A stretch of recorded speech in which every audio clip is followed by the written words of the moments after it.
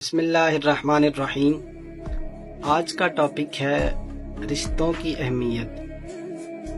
آج کل لوگ اپنی انا میں آ کر اپنے لیے رشتوں کو توڑ دیتے ہیں۔ تو رشتہ داروں کے ساتھ تعلق قائم کرنا، ان کے ساتھ حسن سلوک کرنا، ان کی قدر کرنا صلح رحمی کہلاتا ہے۔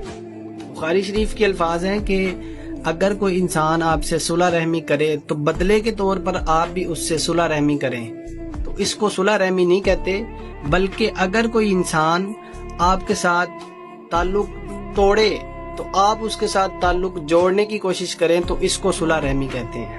اور حدیث پاک میں آتا ہے کہ اللہ کے محبوب نے ارشاد فرمایا، تم میں سے کوئی سچا مومن تب تک نہیں ہو سکتا جب تک تم اپنے بھائی کے لیے بھی وہی پسند کرو جو تم اپنے لیے پسند کرتے ہو۔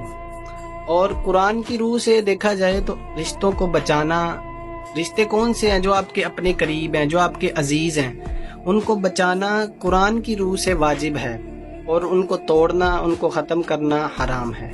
اور سورۃ بقرہ میں اللہ تعالیٰ ارشاد فرماتے ہیں کہ اللہ سے کیے ہوئے عہد کو تم پختہ کرنے کی بجائے توڑ دیتے ہو، اور جن رشتوں کو اللہ جوڑنے کا حکم دیتا ہے تم اسے توڑ دیتے ہو، تو تم دنیا میں فساد پھیلانے والے ہو اور بہت بڑا نقصان اٹھانے والے ہو۔